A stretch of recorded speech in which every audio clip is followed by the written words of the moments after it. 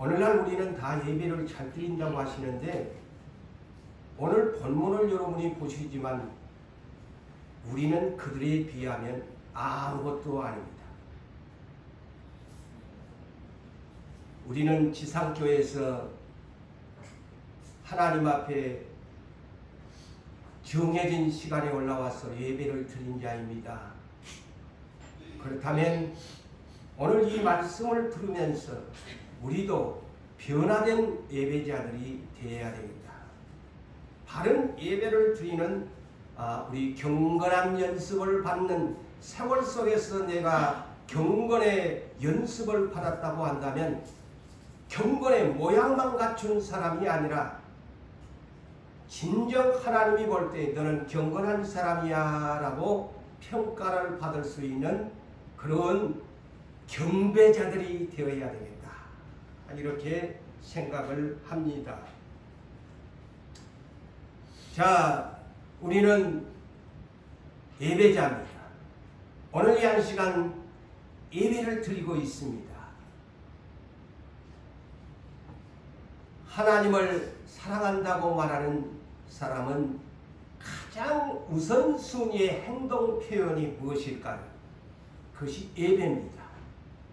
하나님을 사랑하는 것 당신은 어떻게 표현할 수 있나 질문하면 나는 예배로 가장 기본적인 행위의 액션을 하나님 앞에 드리고 있습니다 하는 것이 예배자입니다.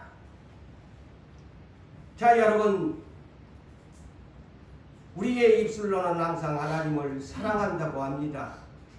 그런데 진실로 여러분 하나님을 사랑하십니까? 사랑한다면 10계명 중에서 1계명에서 네 번째 계명까지가 이렇게 하나님이 우리에게 법을 주셨습니다. 첫째는 나 외에 다른 신이 없다. 둘째, 나 외에 다른 어떤 형상이나 어떤 우상을 만들어서 그것을 숭배하지 말아라. 섬기면 안 된다. 나는 질투하는 하나님이다. 질투라는 말을 이 계명에서 썼어요. 나는 질투하는 하나님이다.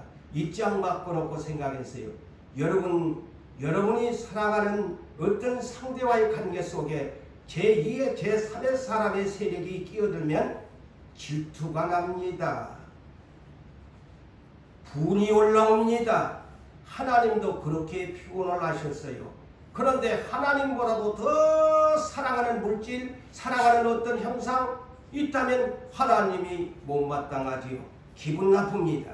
대단히 기분 나쁩니다. 셋째, 너희가 여호와의 이름을 망령되이 일컬지 마라. 함부로 주님의 존엄하신 이름을 함부로 어디다가 사용하지 말아라. 그 죄가 된다. 네 번째는 안식일을 기억하여 거룩히 구별되게 지켜라. 오늘날로 말할 것 같으면 주님의 날을, 주의 날을 구별해서 거룩하게 지키라. 너의 날이 아니란다. 너의 날이 아니고 주의 날이란다. 그런데 너의 날을 위해서 해피하면서 사면 되겠니? 주의를 위하여 해피하고 살아야지. 이것이 주의 날입니다. 이것이 하나님을 사랑하는 계명인데 이 계명은 더 구체적으로 말하면 마음을 첫째 다해라. 그 다음에 네 뜻이 아닌 하나님의 뜻에 맞게 다해라. 셋째, 목숨까지 네 모든 목숨까지 다해서 나를 사랑하라. 이것이 하나님의 사랑하는 첫째되는 으뜸되는 계명이란다. 그런 후에 네 부모로부터 내 이웃에 대한 사랑을 하는 거야. 그것이 십계명의 예수님의 직접 오셔서 요약하시는 말씀입니다. 이것이 마태복음 22장 37절 이하에 있는 말씀이죠. 사랑하는 성도 여러분, 예배는 하나님 앞에 드려야 할 가장 첫 번째 조건입니다. 출애굽을 시켰지요. 하나님이 출애굽을 이스라엘 민족 430년 동안 나라 없이 애굽에서 이집트에서 살았던 그들을 구원해낸 목적이 있습니다. 어느 날 80년 동안 연단을 시킨 모세를 출애굽기 3장 18절에서 여호와께서 모세를 만나면서 한 말이 뭘까요? 너는 애굽으로 가서 너희 백성을 광야로 이끌어내라. 왜냐? 내가 예배를 받고 싶다. 그의 목적입니다. 그래서 출애굽기 5장 1절에 보면은 드디어 이 하나님의 명을 받은 모세와 아론이 바로 앞에 가서 선포합니다. 내 백성을 보내라. 내어 보내라. 왜? 그러면 우리가 하나님이 말씀을 하셨는데 광야에 가서 절기를 지키라고 하셨다. 그래서 바로야 내 백성을 광야로 내보내라. 모세와 아론이 가서 첫 번째 사명을 받고 가서 던진 말이 이것입니다. 그게 뭘까요? 하나님은 당신의 선택한 백성을 통해서 예배를 받고 싶어 가신다는 겁니다.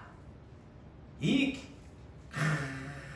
가장 하나님이 원하는 것이, 우리에게 원하는 것이 다른 것도 좋지만 먼저 네가 나를 존경한지, 나를 공경한지, 나를 경외한지 나는 알고 싶은데 예배로, 행동으로 나에게 표현을 해봐라.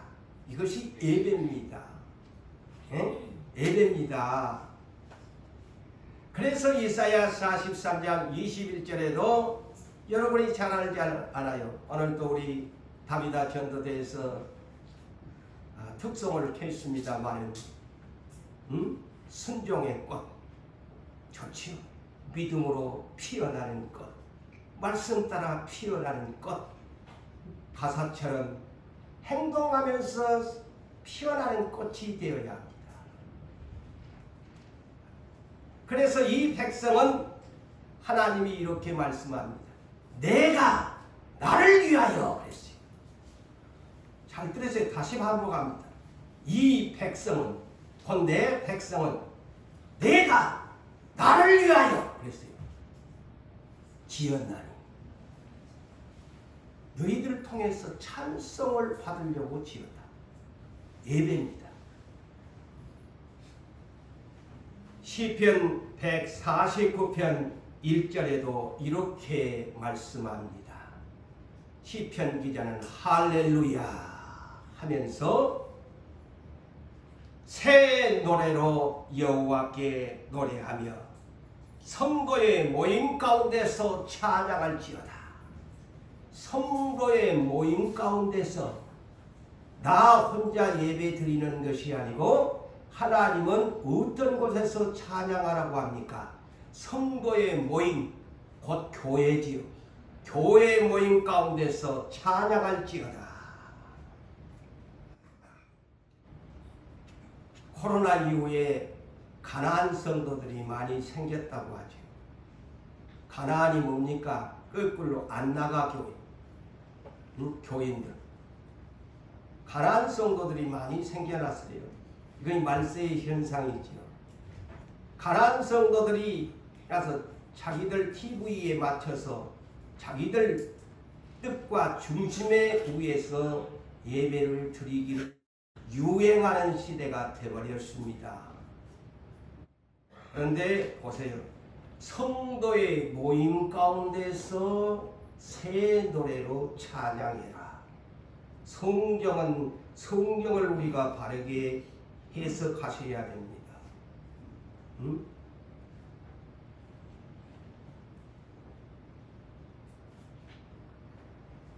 그래서 오늘날 교회로 올라오지 아니하고 예배를 드리는 자들, 자기 중심, 자기 뜻에 온 사람들은 성경 진리에서 벗어난 외도의 길입니다. 그것이 바람난 거예요. 영적으로. 자기들 중심으로 살아가는 거예요.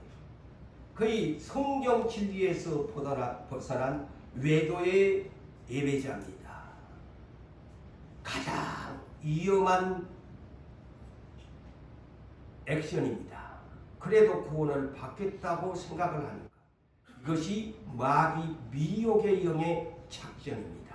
제가 이번 금요일날 이 마지막 때가 되어지면은 많은 거짓 그리스도, 많은 거짓 선지자들, 많은 거짓 그리스도인들이 일어날 것이라고 예수님이 예언을 했습니다. 그 중에 나라는 사람이 그 중에 무리가 됐다면 가장 불행한 사람이 아니겠습니까? 시편 150편 1절로 6절을 다시 소개합니다. 여기에도 시편 기자는 할렐루야 하면서 그의 성소에서, 보세요, 여기에서 그의 성소에서라고 하지 너의 집에서가 아닙니다. 예배자는. 자, 우리 진리대로 믿읍시다. 성경대로 믿읍시다. 그의 성소에서 하나님을 찬양하며 그의 권능에서 궁창에서 그를 찬양할지어다. 그의 능하신 행동을, 그의 하나님의 능력 있는 행동을 찬양할지어다. 그의 지극히 위대하심을 찬양할지어다. 나팔 소리로 찬양할지, 관악기를 동원해서 나팔 소리로 찬양해라. 모든 연기 악기를 또 동원을 가라고 합니다. 비파와 수금으로, 비파와 수금으로 찬양해라. 현악기를 동원해서 찬양해라. 그 다음에 타악기를 동원해라. 소고를 치면서, 작은 북을 치면서, 큰 북을 치면서, 춤을 추면서, 노래하면서, 현악. 저런 현악이 뭡니까? 줄이 달린 악기죠. 기타를 비롯해서 바이올린, 여러 종들, 비파, 수금 등 줄이 달린 이런 현악기로, 그리고 퉁소로, 영어로 말하면 플루건, 이런 피리 내지는 이런 것, 오카리네 이런 등으로 찬양을 해라. 이것도 관악기지. 그리고 큰 소리 나는 재금으로 찬양하며 높은 소리 나는 재금으로 찬양할지어다. 이 재금이 뭡니까? 심벌 중 노쇠로 만든 타악기지요. 이런 드럼들을 여러분이 연상하면 돼요. 그런 두들겨 패가지고 막 깽가리 이 모든 재금 등 큰 소리 높은 소리 나는 재금으로 노쇠로 만든 타악기로 하나님을 찬양해라. 모든 악기를 동원해라. 그런데 그때 당시 가다 보니까 건반 악기는 빠졌네. 여기에 이제 성경에는 없지만 건반 악기를 동원해서 연주하라. 피아노나 오늘날 전자올간, 파이프 오르간 등 그런 건반 악기로 하나님 앞에 덧붙인다면 연주해라.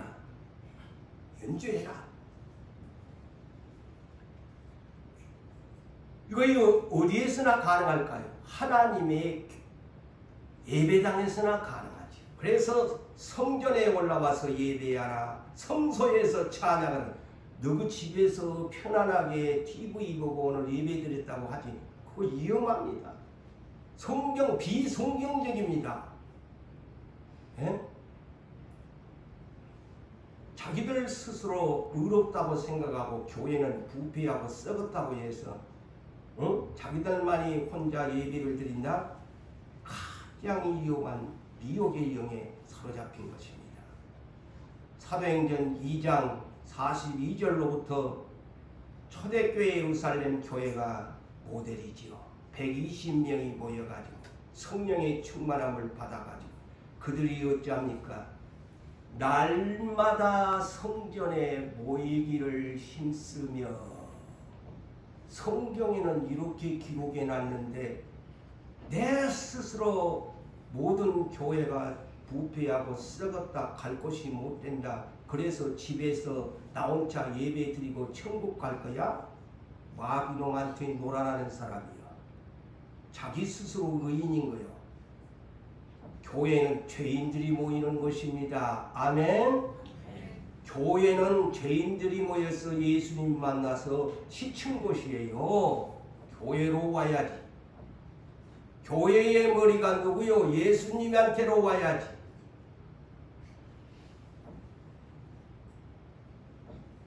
그러면서 이 시편 150편 마지막 6절에 어떤 결론을 냅니까? 모든 악기를 동원해서 예배를 드리라고 하면서 호흡이 있는 자마다, 지금 숨을 쉬고 있는 남녀 물론 대소하고 네가 지금 호흡이 안 끊어졌다면 호흡이 있는 자마다 여호와를 찬양할지어다. 내가 숨소리를 내는 자라면은 짐승이 아니니까. 너는 하나님의 형상을 닮은 사람이 아니냐? 그래서 사람이야. 네가 호흡하고 있다면 나이가 늙었으나 젊으나 어린이나 할 것 없이 너의 호흡을 열어서 찬양으로 예배를 드리라. 그의 최고의 악기죠. 최고의 목소리죠. 어떤 악기보다도 사람의 목소리를 하나님이 원하십니다. 그래서 마지막 6절의 결론, 네가 호흡이 있다면 찬양해라. 내가 듣고 싶은 목소리야.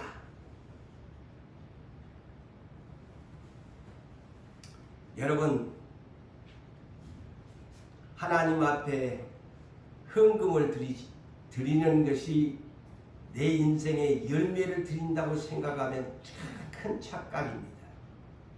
우리가 잘못 오해하면 내가 헌금 봉투에 몇 자 적어가지고 내가 원하는 금액 써가지고 하나님 앞에 드리면 내가 수고한 것 하나님 앞에 드렸다고 자부심과 긍지를 가지고 교회에 출입하는지 몰라도 그것도 맞아요. 열매를 드리는 것이지요.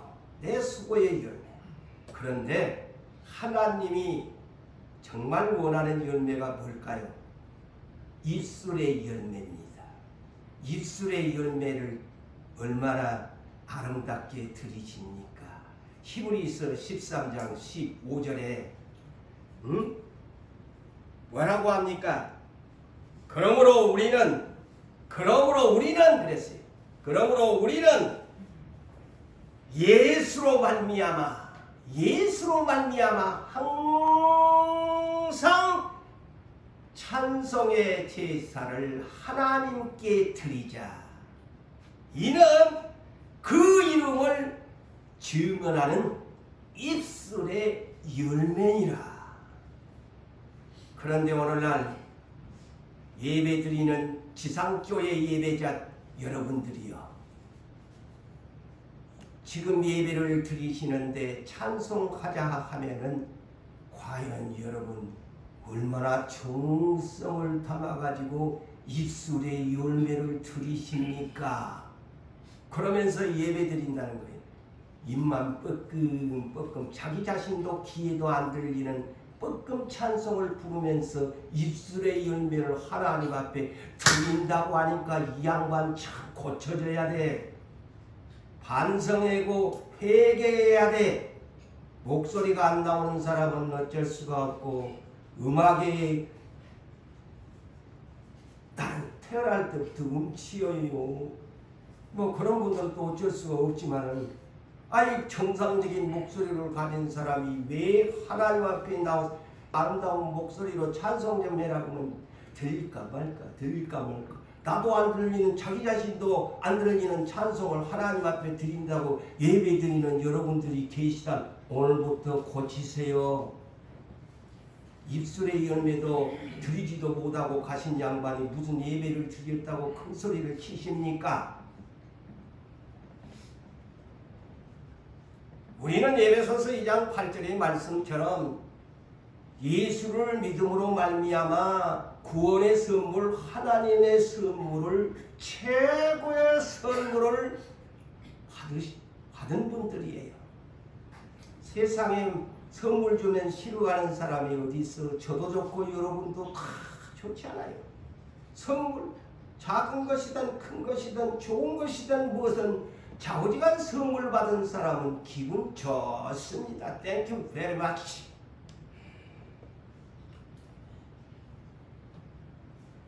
그렇다면 내 생명을 주신 선물을 받았는데 이거 비할 바가 어디 있나요? 자, 구원의 선물, 하나님의 선물을 받으셨다면 가장 우선순위에 나의 감사하는 Thank you very much. 내가 어떻게 행동으로 표현할 것인가? 가장 기본적이고 기본적인 행동이 예배의 행위의 표현입니다. 예배의 행위의 표현이에요. 더 나아가서 오늘 잘 들으셔야 돼. 이것을 잊어버리면 안 돼. 오늘 제목 잊어버리면 안 돼. 교회 바깥에 나가면 잊어버리면. 오늘 이 행동의 예배 표현을 더 나아가서 예배자가 경배자로 거듭나는 역사가 일어나기를 바랍니다. 예배자와 경배자의 차이점이 있습니다. 아세요? 단어가 달라요.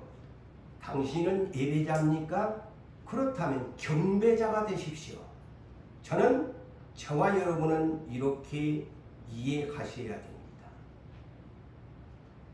경배라는 뜻이 뭘까요?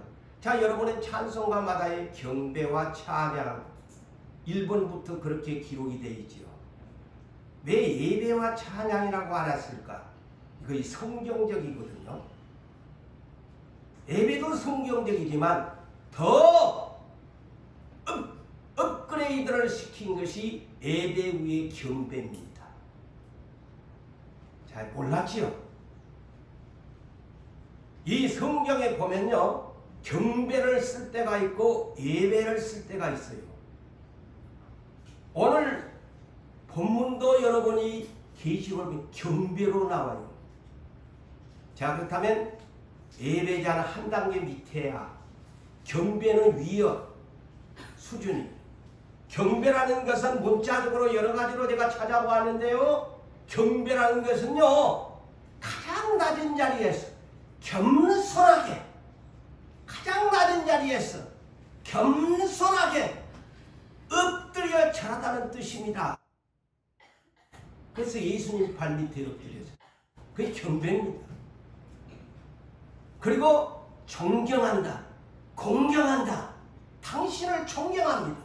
당신을 공경합니다. 나는 당신을 경외합니다. 두렵고 떨림으로 섬깁니다. 이런 뜻이 다 내포되어 있는 것이 경배라는 단어입니다. 그래서 성경의 경배와 예배의 차이점을 오늘날 우리는 시대에 정말 깨어서 다시 오실 예수님을 기다리는 사람들이면 예배의 수준부터 거듭나야 한다. 의인들의 특징이 뭘까요? 성경에 나오는 의인들의 특징은 하나같이 경외자라는 자격증을 얻은 분들이셨어요. 제가 성경을 살펴보니 다 그분들을 일컬어 하나님은 성경에 기록할 때 그들을 경외하였다. 경외 내지는 경배입니다. 경외자는 언제나 하나님 앞에 예배를 드릴 때 경배합니다. 말라기 3장 16절에 보면은요, 어떤 사람을 하나님이 행동하는 사람을 하나님의 기념책에 기록하는가? 두 가지입니다. 하나님을 경외하는 자와 하나님의 이름, 여호와의 이름, 예수의 이름을 존중히 여기는 자를 위하여 하나님의 여호와의 기념책에 기록하였느니라. 자, 우리는 생명책에가 기록된 나의 이름이 기록되어 있는데, 두 번째 하나님이 중히 여기시는 것이 뭐냐면 하나님을 경외하는 사람, 둘째 그의 이름을 존중히 여기는 사람, 여호와의 기념책에 기록해 놓은대요. 자, 우리 이곳에 있는 여러분들 다 하나님을 경외하여 존중히 여겨서 여호와의 기념책에 여러분들의 이름이 기록되기를 주의 이름으로 축원합니다. 생명책에 기록한 것도 돼야 되지만 이왕 예수 믿을 바에야 이렇게 믿어야 안 되겠소? 그것 몰랐지요? 자, 히브리서 11장 노아를 보세요. 성경은 그렇게 소개합니다. 노아가 홍수 심판의 경고하심을 받아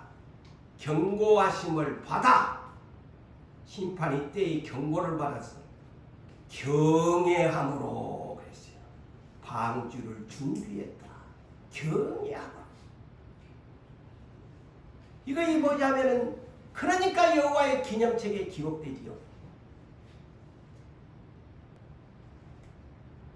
그 40년의 세월이 약속을 기다린 가운데 40년 알파의 세월 가운데 하나님이 독자 이삭을 바칠 때에 하나님이 뭐라고 합니까? 내가 이제야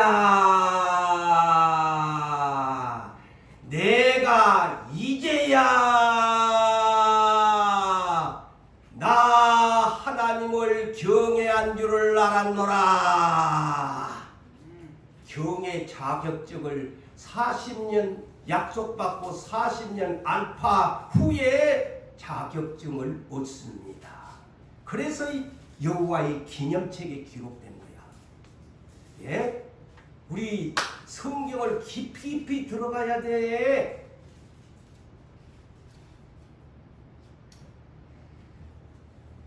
욥도 의인이라고 했잖아요.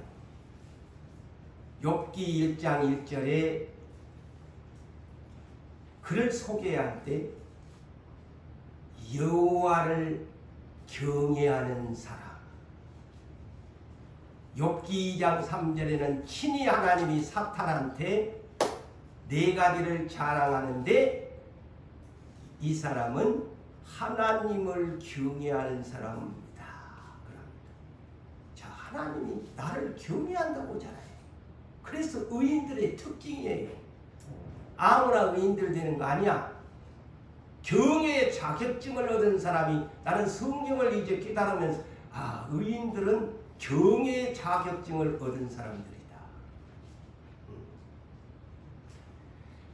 잠언서 1장 7절을 볼까요? 왜 우리에게 이 성경을 주셨나요? 왜 하나님을 예수로 아는 지식을 주셨나요? 여호와를 경외하는 것은 지식의 근본이다. 여러분이 성경을 가지고 있다면 그 예수를 아는 지식의 근본이 뭐냐? 여호와를 경외해야 된다. 아셨어요? 성경만 가지고 있으면 무대에 경외가 없다면 그 지식의 근본을 모르는 사람이고, 그 다음에 잠언서 9장 10절에 여호와를 경외하는 것은 지혜의 근본이다.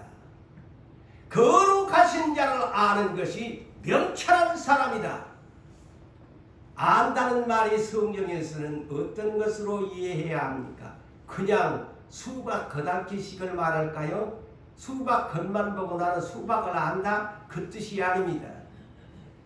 거룩하신 자를 안다는 말은, 하나님을 안다는 말은 아주 친밀감 있게 친구처럼 나는 이해관계가 되어지고 나는 교통하는 관계가 되고 나는 만나는 관계가 되어지고 나는 가까이 아는 분이야.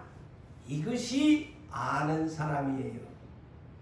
여러분 이름만 들어가지고 그 사람을 안다고 할 수 있나요? 아는 것이 아닙니다.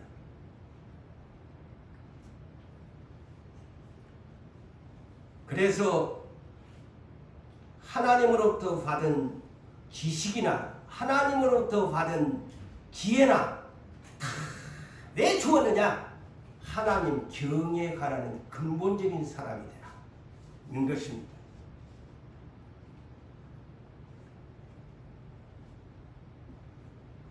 여러분 여호와를 경외하지 아니한다는 것은 하나님을 존중하지 않는다는 것이고 하나님을 존경하지 않는다는 것은 한마디로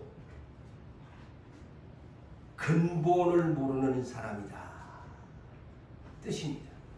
아직 근본을 깨닫지 못한 사람이다. 여러분 스스로가 그렇게 오늘 목사가 나보고 빈정된다고 하지 말고 저는 하나님의 말씀을 바르게 풀어서 쉽게 지금 여러분들한테 전달한 거 아닙니까? 고깝게 듣지 말고 내가 여호와를 두렵고 떨림이 없다면 그냥 되는 대로 산다면 여러분들을 제가 주의 종으로서 바르게 지도해주고 가게 해줘야 안 되겠습니까? 그냥 못했는데도 잘한다 막 칭찬만 해주는 목사가 좋습니까? 바르게 가르쳐줘야지 천국 가려면. 자 솔로몬도 그래서 전도서 12장 13절과 14절에서 이렇게 말을 합니다. 솔로몬이 누굽니까? 지혜와 지식을 하나님으로부터 온몸에 받은 사람이에요. 그런데 그가 처음에는 잘하다가 중간에 그냥 탈선의 사람이 되다가 뒤늦게 전도서 해고록을 썼지 않아요. 가장 결론이 전도서 12장 13절로 14절에 이런 결론을 내립니다. 뭐라고? 하나님을 경외하고 하나님의 그의 명령을 지킬지어다.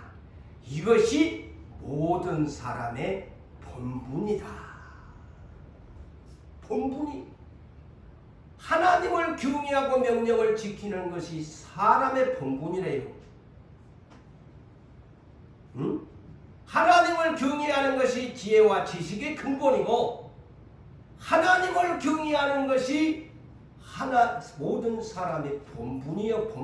본분이 뭐예요? 하여야 할 마땅히 가장 우선순위의 삶이라는 뜻이죠.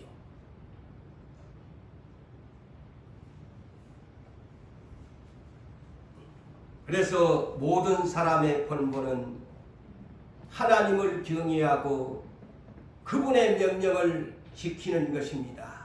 그렇지 아니하면 하나님은 그 모든 행위를 선악간에 심판을 하게 될 것으로 압니다. 여러분, 우리는 예배자입니다. 저도 정신을 바짝 차리고 내 뜻대로 내 중심대로 예배를 드리지 말아야 할 목사가 되어야 하고 여러분들도 그렇게 사셔야 합니다. 자, 경외 없는 예배자들 아무리 하나님이 고위 직분을 주었어도 높은 직분을 주었어도 제사장의 직분을 주었어도 얼마나 하나님 앞에 처음에 엄청난 직분의 선물을 받은 사람이지만 예배를 하나님 뜻대로 드리지 아니하니까 그 집안을 멸망시키는 다는 사실을 여러분 성경을 가지고 있으니 아시겠지요. 그분들의 이름이 누구입니까? 바로 엘리 대제사장과 그의 두 아들 홈니와 비느하스입니다. 이들들은 어떤 사람들이에요? 하나님의 특별한 은혜를 받아 이 아무나 받을 수 없는 제사장의 반열에 있는 사람들이었어요. 하나님의 성막 실로에서 제사를 드린 사람들이었는데 엘리의 두 아들 제사장이 사사도 되고 제사장도 되는 이 특권을 가진 사람들이 사무엘상 2장 17절에 보니까 여호와의 제사를 오늘날로 말할 것 같으면 하나님께 예배를 멸시했다. 그래서 그들의 죄악이 심히 컸다라고 나옵니다. 자, 예배를 잘못 드리면 죄가 된다. 아시나요? 아셨나요? 예배를 잘못 드리면 하나님의 신기를 불편하게 해드립니다. 도리어 그 예배가 하나님 앞에 큰 죄악이 됩니다. 그래서 이들을 일컬어 심히 죄가 커졌다 했습니다. 성경. 예배를 자기들 중심적으로 드리니까 그 죄가 크다. 그러니까 어느 날 보다 하나님이 참을 수가 없어서 이름도 없는 한 선지자를 엘리 대제사장에게 보냅니다. 참 세상 말로 쪽팔리게 만들어버립니다. 하나님이 대제사장인데 한 선지자가, 분명한 선지자가 엘리야가 온 것도 아니고 이름난 유명한 선지자도 아닌 이름도 성경에 없는 한 선지자를 보내가지고 책망을 합니다. 뭐라고 합니까? 사무엘상 2장 29절에서 30절을 보니까 간단한 내용만 하죠. 선지자가 이 엘리 대제사장에게 뭐라고 하냐? 내 아들들을, 너의 두 아들들을 하나님보다도 더 사랑하여 제 예배를 잘못 드리는데도 나무라지를 안 하는 거예요. 경책을 안 하는 거야. 꾸지람을 안 하는 거야. 걔 하나님 보니까 그냥 심기가 심히 불편해가지고, 그래서 그 단어가 네 아들들이 하나님보다도 더 중하게 여겨서 나무라지를 안 하는 거야. 아버지가 돼가지고 자식들을 갖다가 예배를 잘못 드리는데도 내버려두는 거야. 여러분 부모님들 예배 잘못 드리는 자식들을 공개하세요. 내버려두다가 호로자식 만듭니다. 하나님 앞에 호로자식이 된다니까. 부모는 괜찮지만 천국 못 간다니까. 이 엘리가 그렇게 교육을 안 시키다 보니까 자식들이 하나님 앞에 세상 말로 싸가지 없게 그냥 예배를 드리는 거야. 그러니까 하나님이 기분 나빠가지고 이놈아! 네 자식이 나보다 더 중하냐? 선지자를 보내가지고 꾸짖습니다. 그러면서 하나님이 너희 집에 내가 대대손손 약속은 했는데 제사장의 관여를 주겠다고 약속, 이제부터 안 줘. 약속. 보세요. 하나님 약속 파기하고 약속을 파기한다. 너희 집에 내가 멸문을 만들어 버릴 것이다. 그러면서 2장 30절에 무슨 말씀을 하시느냐? 나를 존중히 여기는 자는 나도 그를 존중히 여길 것이고, 나를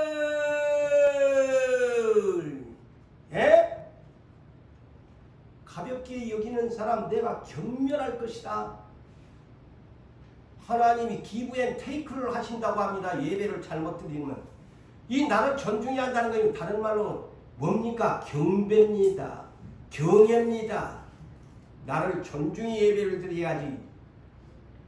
자, 그렇다면 오늘 우리의 예배는 경애자로 경애 자격증을 가지고 의인처럼 경배하십니까? 그냥 내 뜻과 중심으로 예배를 드립니까? 오늘날 지상교회가 잘 드린 분들도 있지만은 자유분방한 예배가 오늘날 하나님 앞에는 크나큰 문제가 될 수 있습니다. 예? 문제가 될 수가 있어요. 경애 없는 자기중심의 예배, 예? 출석 불출석의 예배, 예배 중에 자유분방하게 시각하게 되어지고, 기분 나쁘게 듣지 마세요. 오늘을 하나님이 우리 목사님을 통해서는 나에게 쓴약을 먹여주신다 생각을 하시고 아멘으로 받아들이세요. 또 이것을 마음에 막 상처를 받아가지고 목사가 믿니? 목사가 미우면 하나님도 미워질 거 아니오. 그렇게 제발 부탁합니다. 저는 여러분들을 사랑하는 마음으로 하는 얘기예요. 응? 지각하게 되어지고 예배 시간에 들쑥 특별한 긴급사항이나 특별한 사항 이에는 들쑥날쑥 하지 마세요. 미리 예배 전에 다 준비할 것 다 준비하시고 물떠올 것 물떠하시고 뭐 참 인간적인 자연적인 어떤 그런 현상이 온다면 어쩔 수 없겠지만은 들쑥날쑥 하지 마시고, 예?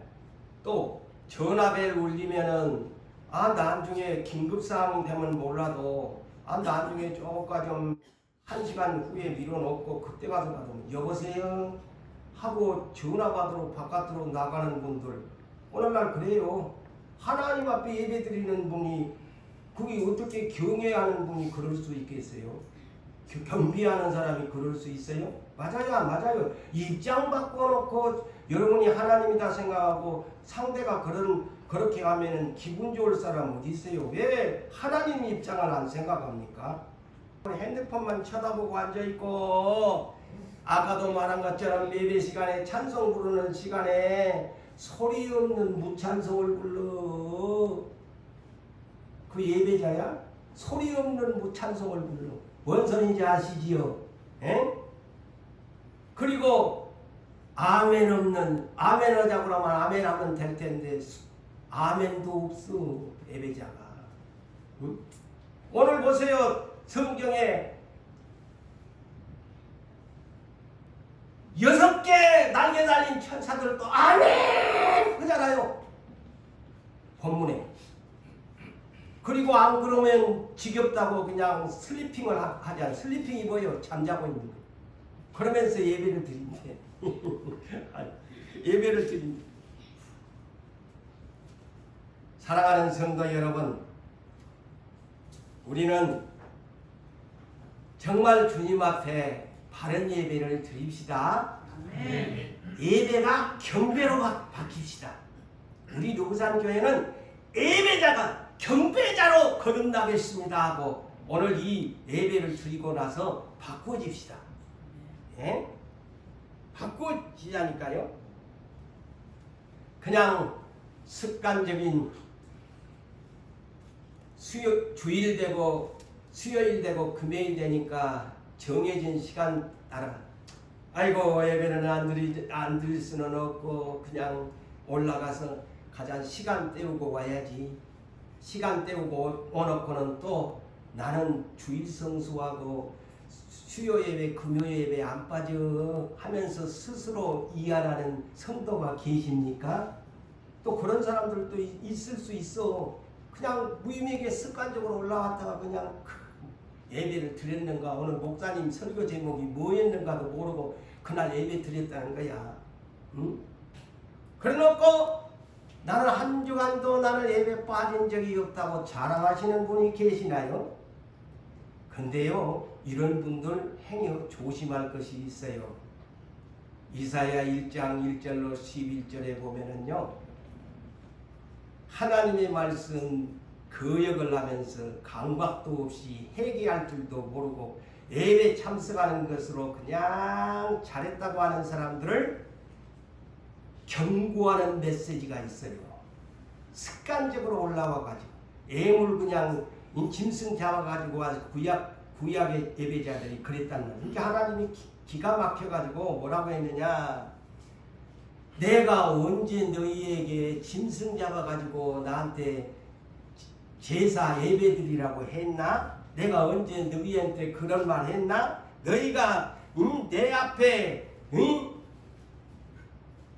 무감각하게 습관적으로 올라와가지고 그냥 그런 예배 내가 너희에게 드리라고 했나? 왜 내 얼굴만 보이려고 올라왔나? 그런 예배 너희에게 요구한 적 없다. 그런 사람은 성전 마당만 밟고 갈 뿐이지. 그랬어요. 성전 마당만 밟고 갈 뿐이지.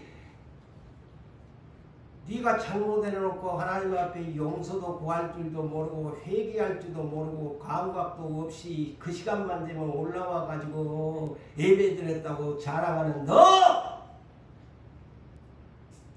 짐승 잡아가지고 예물 가지고 성전에 올라오지 마! 나 네 그 꼴을 보니까 내 마음이 힘이 견디기 어렵다. 하나님이 이런 표현을 썼다니 여러분들은 여러분이 관심이 없죠. 하나님이 똑같아요. 우리와 입장. 그런 분들이 오면은 꼴보기가 싫다는 거예요. 네 성전 마당만 밟고 왔지 나 못 보고 간 사람이다. 그런 예배 다시 드리지 마라. 그리고 그런 사람 네가 올라와서 막 손을 들고 하나님 도와주세요. 두 손 들고 도와주세요. 그리고 도와달라고 하면서 하면은 난 내 눈을 네 안 보려고 눈을 가리우겠다. 얼마나 겁납니까? 하나님이 우리 여러분들을 보기 싫다고 회개 없이 무감각하게 이렇게 변화 없는 사람들 오면 하나님이 눈을 가려본대. 너 꼴 보기 싫어. 가. 내 말 아니야. 이 성경을 가 읽어보라니까. 왜 이런 데는 주목을 안 해. 예배를 그래서 고쳐야지. 꼴 보기 싫으니까 나 눈 가려보니까 네 왔는지 몰라. 나는 네 결석 처리할 거야. 그리고 네가 많이 달라고 기도해봤자 회개도 안 하는 것이 와가지고 까불고 있어. 떠들기만 하고 막 살려달라고. 네 기도 나 안 들리거든? 아니 기도하는 우리들 전하 여러분 회개하면서 기도합시다. 그래갖고 달라고 합시다. 잘못한 것은 던쳐놓고 왜 안 되냐고 띵깡 났다가는 하나님이 안 들어 가 한다 이러고 성경에 기록해놨네. 응? 그리고 말라기 1장에서 10절까지를 보면 대표적인 것이요. 애물에 대해서도 그래요. 아까는 예배의 태도인데요. 이사야 1장은 말라기에서는 뭐라고 하냐면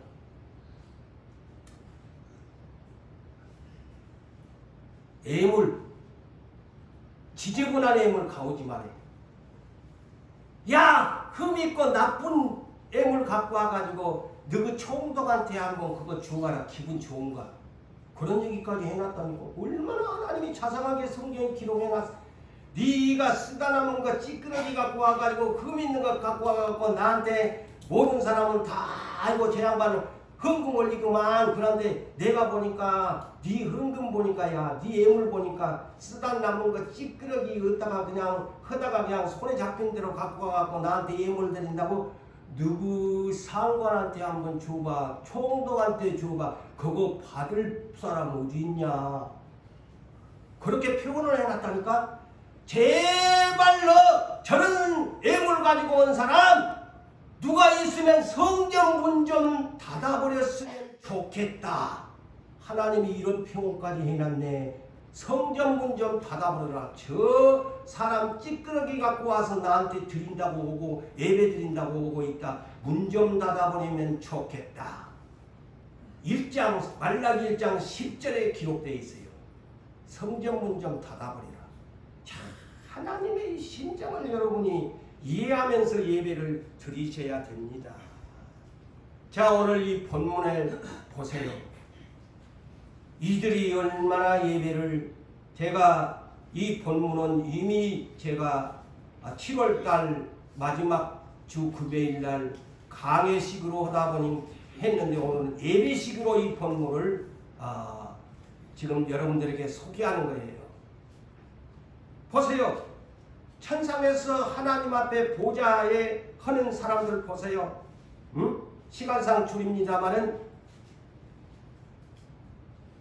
전부 경비하잖아요. 엎드려 절하잖아요. 천상에 가서. 오늘날 요곳에 와서 엎드려 절하는 사람 어디 있어? 다 의자에 편히 앉아가지고 예배드리지. 천상에 가니까요. 천사들이나 24 장로들이나 할 것 없이 엎드려서 절을 합니다. 그게 경배입니다. 자, 천상에 가니까 엎드려 절하는 경배를 드린다는 거예요. 그것도 날마다. 그런데 이 지상에서 예배 수련이 덜 된 사람이 어떻게 엎드려 절하는 그 천국에를 간다는 거야. 천국을 준비한다는 사람들이. 후렁털이야, 거짓말이야. 천상에는 엎드려 절을 해요. 엎드려서 경배를 해요. 그래서 문자가 다르잖아요. 경배요, 경배. 자, 마지막 절에도 보세요.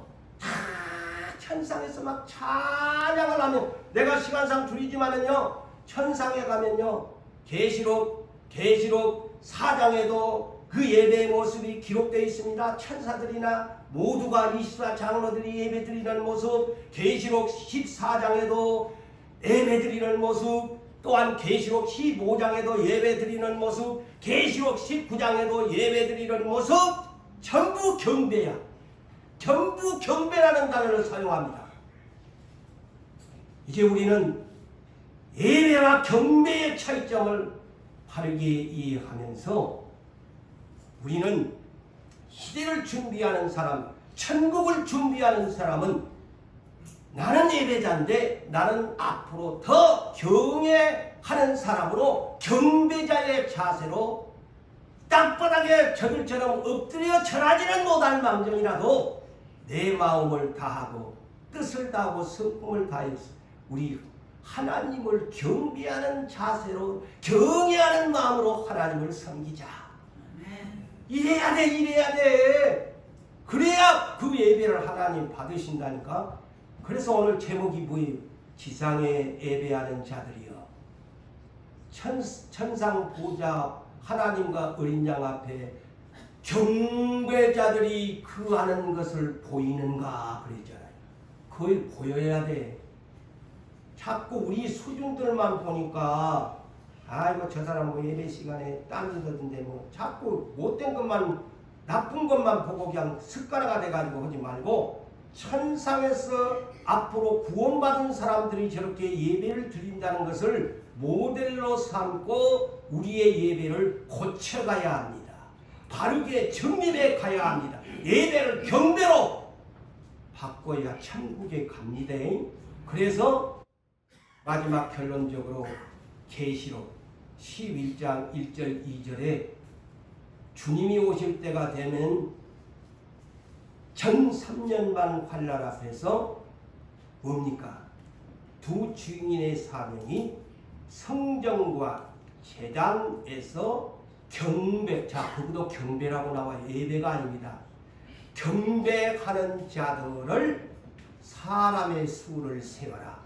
성전 밖 마당, 이 교회 밖에 있는 사람들은 측량하지 마라. 왜? 짐승의 시대로 짐승의 표를 받을 사람으로 떨어지니까 다만 성전과 제단 안에서 경배하는 사람들만 사람의 수를 세어라. 측량하라. 사람의 수를 세어라. 왜 하냐? 이는 천사가 와서 계시록 7장에서 연결됩니다.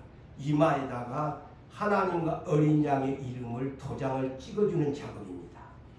이것이 계시록의 큰 비밀입니다. 그것이요, 이마에다가 경배하는 사람들만 이마에 하나님과 어린 양의 이름을 찍어줘요. 천사가 와서. 그건 아무도 몰라. 천사가 찍고 가니까 사람들은 모르지. 그러나 나중에 예수님 올 때 천사들이 이마에 찍힌 사람들만 다 불러 올리는 거예요. 공중으로. 그러니까 경배하셔야 돼요. 그래서 히브리서 10장 25절에도 뭐라고 합니까? 성전에 모이기를 피하는 어떤 사람들의 습관과 같이 하지 말고 마지막이 가까웠으니까 더 열심히 성전에 모이기를 힘쓰라고 서로 권해 주어라. 할렐루야.